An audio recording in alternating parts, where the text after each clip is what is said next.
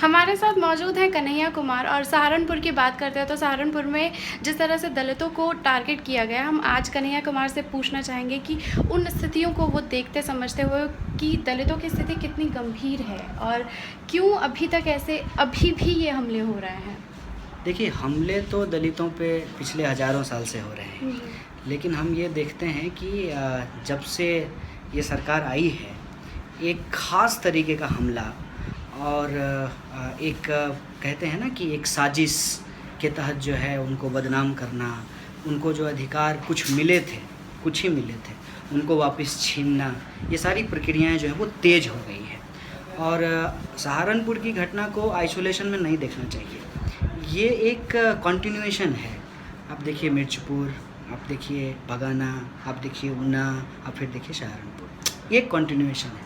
Continuation क्या है कि किसी ना किसी बात को बहाना बना करके, कभी गाय को बहाना बना करके, कभी जो है आपको मंदिर का बहाना बना करके, कभी जो है आपको खेत में जो है उनके पशु जो है हमारा फसल खा गए, इस बात को बहाना बना करके, इस तरह की चीज़ों को करके वायलेंस किया जाता है। लेकिन ये जो वायलेंस की घटनाएं हैं, उसमें एक बात हम लोगों को बहुत स्पष्टता से समझनी चाहिए कि हमें किसी भी प्रकार की हिंसा और प्रतिहिंसा में नहीं फंसना है। हमारा काम है जो संवैधानिक अधिकार हमको दिए गए हैं, उन संवैधानिक अधिकारों के लिए संघर्ष करना और उन संवैधानिक अधिकारों को छीनने में जो ताकतें खड़ी हो रही हैं, उनके साथ प्रतिकार करना। और इस कोशिश में हम बार बार इस बात का ख्याल रखें कि हम बाबा साहब के विचारों से, हम संविधान के जो मूलभूत सिद्धांत हैं उन पे हम अडिग रहें, उनको हम अपने आंदोलनों में, संघर्षों में कहीं भी पीछे ना छूटने दें। और जो ये सहारनपुर की घटना हुई है, उसमें मैं समझता हूँ कि एक बिल्कुल स्पष्ट मांग जो है वो होनी चाहिए कि तमाम तरीके की घटनाओं में देखा गया है कि न्याय सुनिश्चित नहीं होता है, मामले का क्लोजर नहीं होता है। इमीडिएटली इस पे जो है एक इंडिपेंडेंट जुडिशियल इंक्वायरी होनी चाहिए और जो भी लोग इसमें दोषी हैं, उन दोषियों को दंड प्रावधान के तहत जो दंड है वो दंड दे करके न्याय सुनिश्चित करना चाहिए। और जो एक कहते हैं ना अराजक स्थिति पैदा की गई है, जिसमें घर जलाए गए हैं, लोग मरे हैं, जिसमें अभी एक खबर आ रही है कि बच्चों को जो है जलाने की कोशिश की जा रही है, एक प्रेग्नेंट गर्भवती महिला के ऊपर हमला किया गया, कई दिन हो गए हैं घटना हुए, लेकिन अभी भी जो है कुछ घरों में जो है आग हैं। और ये आग दरअसल उन घरों के नहीं है, ये आग जातीय हिंसा का है। इस जातीय हिंसा की आग को हमको समानता के सिद्धांत से, समतामूलक जो उद्देश्य है संविधान का और बाबा साहब का और दूसरे तमाम महामानवों का, उन उद्देश्यों के द्वारा हमको इस आग को शांत करना पड़ेगा। आखिरी सवाल, क्योंकि मैं जानती हूँ कि आपके पास बहुत ज़्यादा टाइम नहीं है, आखिरी सवाल मेरा यही होगा कि सहारनपुर को एक बुलंद आवाज़ देने के लिए आप लोग क्या करेंगे?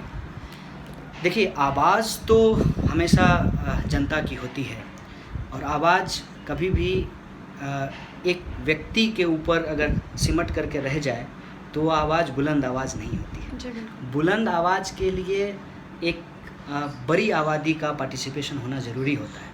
हम लोग हर प्रयास जो है वो करेंगे कि इसमें एक सही विमर्श खड़ा हो देश के अंदर कि क्या आज़ादी के इतने साल बाद भी जातीय हिंसा होती रहेगी, जात के नाम पे लोग मारे जाते रहेंगे, दलितों के घर जलाए जाते रहेंगे और अपर कास्ट लोअर कास्ट का जो एक कहते हैं विभाजनकारी विमर्श जो है, वो विमर्श जो है वो चलता रहेगा। क्या समतामूलक समाज की स्थापना नहीं हो पाएगी?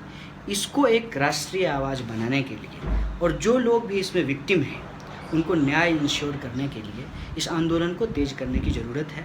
तेज़ करने की दिशा में अलग अलग लोग जो है सहारनपुर गए हैं, ठीक है, और सब लोगों ने सिरे से यही कहा है कि हम हिंसा को कहीं से भी समर्थन नहीं कर रहे हैं। हिंसा प्रतिहिंसा का समर्थन करना हमारा उद्देश्य नहीं है। हमारा उद्देश्य है न्याय को सुनिश्चित करना और इस दिशा में इस संघर्ष को आगे बढ़ाने के लिए 21 तारीख को जंतर मंतर पे बहुत सारे लोग जो है वो जमा हो रहे हैं।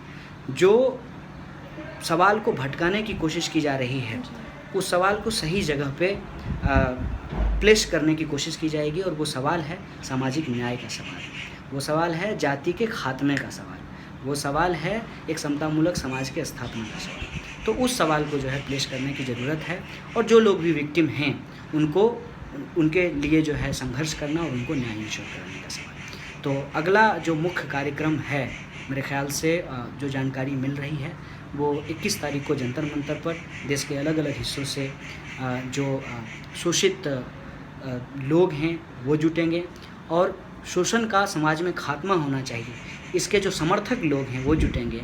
मतलब आप कह लीजिए कि मनुवाद की हिंसा के खिलाफ जो सामाजिक न्याय के सिपाही हैं उनका जमावड़ा होने की संभावना है। सवाल बस एक सेकंड का ये है कि कहीं ना कहीं क्या कहते हैं कि मनुवाद को लेफ्टिस्ट और राइटिस्ट के बीच में कहीं ना कहीं खो गया है, और कहीं ना कहीं आप पर भी अगर बात करते हैं तो आप भी चीज़ों को कई बार घुमा देते हैं। नहीं, ये देखिए, ये मैं बार बार कहता हूँ कि ये लेफ़्ट राइट का जो जो एक डायकोटोमी बनाया जाता है ना, कहते हैं कि उसका श्रेणी खड़ा किया जाता है, उसमें कई बार जो है न्याय का सवाल बहुत पीछे छूट जाता है। जी बिल्कुल। हम ये कह रहे हैं कि मनुवाद समाज का एक स्ट्रक्चर है, और उस स्ट्रक्चर को ख़त्म करने की बात है। ये लेफ़्ट राइट से परे एक न्याय का सवाल है, एक जस्टिस का सवाल है, बिल्कुल स्पष्ट और बेबाक।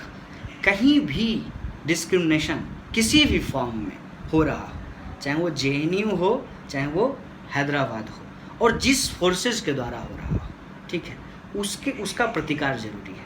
ये सबसे महत्वपूर्ण सवाल है, क्योंकि जब तक ये नहीं होगा, जब तक आप समतामूलक सिद्धांतों को समाज में लागू नहीं कराएंगे, एक बेहतर समाज का निर्माण, एक बेहतर देश का निर्माण संभव ही नहीं है। तो ये जो एक श्रेणीकरण किया जाता है ना लेफ़्ट राइट का, इससे ज़्यादा ज़रूरी है जस्टिस और इनजस्टिस का डायकोटोमी बनाया जाए, उसको श्रेणीबद्ध किया जाए।